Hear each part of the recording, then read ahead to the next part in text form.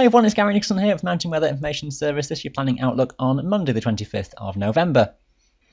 We've got some colder air coming back into the picture by the end of this week as the wind flow turns to the north, freezing levels dropping, and by the weekend most terrain will be frozen once again. We'll be looking at some snow flurries around too, concentrated most likely on the north and northeast of Scotland. Many areas though becoming dry with more sunshine than we've seen recently. Let's take you through the temperature sequence then according to the 850 millibar chart. That's the constant pressure height that we often use, and currently it's at around 1200 metres. It'll lift a bit as pressure begins to build as we go through toward the weekend. Gives us that good steer though for the general temperatures on the highest Scottish tops. This through the middle of the week, and values are around or just above freezing point at the height of Ben Nevis Cairngorm Plateau. Notice though as we go onwards towards Thursday, we see colder air moving down from the north, that becoming pretty extensive as we reach Friday. Values then on those highest Scottish tops down to -5 or possibly below for a time by the end of this week, and the freezing level then right the way down to the lower slopes, and indeed frost in the valleys and the glens, which out of sunlight will stay there most of daylight through the weekend. Synoptic charts for the next few days, and Tuesday sees low pressure anchored toward the southwest of the British Isles. Wrapped in amongst this the remnants of tropical storm Sebastian, which has been over the Atlantic in recent days, just adds to some of the moisture loading, so producing a lot of low cloud and some heavy bursts of rain running northwards across Wales into northern England. Across Scotland the wind is of an easterly, so most of the rain and the low cloud concentrated on eastern mountains, with some sleet just on the very highest tops. Driest, brightest conditions out toward the west coast with the highest of your cloud bases. Wednesday sees that low centred toward the south of England, pulling gradually eastwards. Still an easterly wind then across Scotland, wrap around of various fronts encircling the low, some heavy bursts of rain on and off across England and Wales. A few spots may get away with several hours of dry weather, perhaps across the Lake District and southwest Scotland.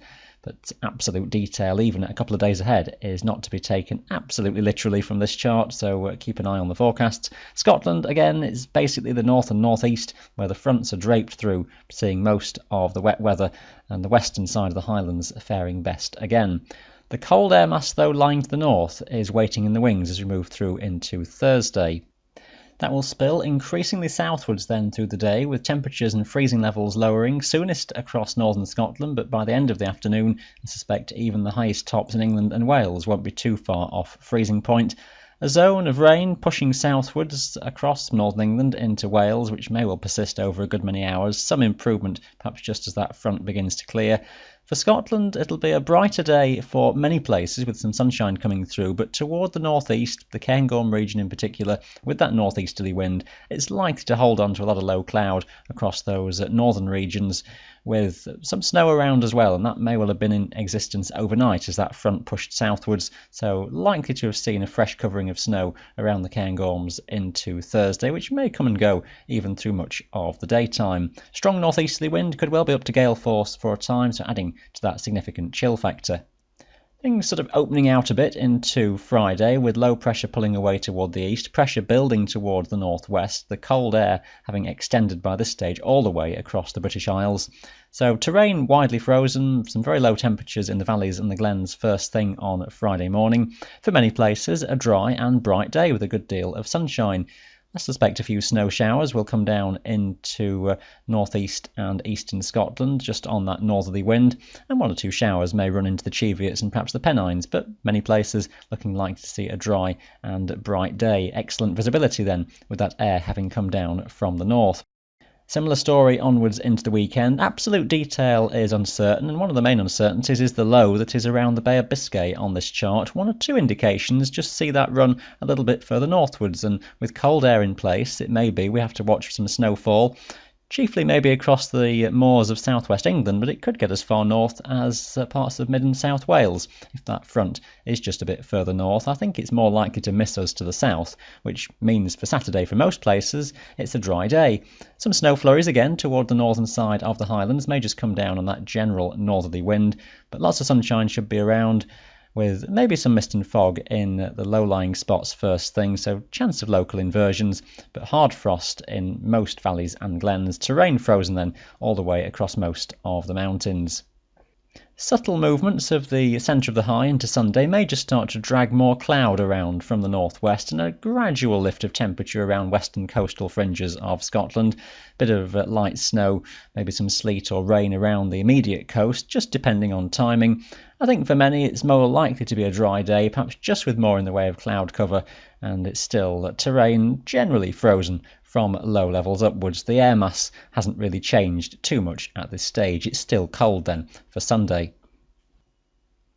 So onwards into the start of next week, and it looks as though high pressure is centred toward the west of us, quite a marked ridge across the Atlantic just west of the British Isles, a general northwesterly drift at first. The exact centre of the high open to some question as we go a few days on, which will dictate just who gets any low cloud being drawn around that high.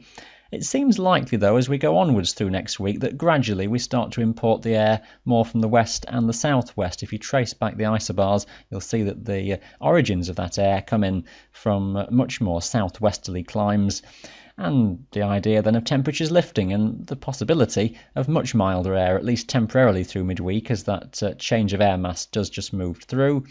It's a different pattern to what we've seen recently. Then we've a long time since we had a decent west or a southwesterly across the British Isles. We've had a lot of southeasterlies just recently. So the high moves back away toward the south. Low pressure is around Iceland, and it looks as though it's a general westerly that's in charge into the middle and the second part of next week. One or two indications, though, as we go further ahead, and this chart averages things out quite a bit, but does just try and pull a north by northwesterly back in. So we could well find, as we go toward the later stages of next week, so a good almost 2 weeks down the line, that we go back into another push of quite markedly cold air. Naturally, that's a long way off, so we'll see how things develop with that one. I think we'll concentrate on the cold weather in the short term first of all, and the general theme of cycles of freeze and thaw probably further ahead. Stay up to date with us then every day on our website for all your local forecasts for your area. We'll update the video again ahead of the weekend. Thanks for watching. Bye for now.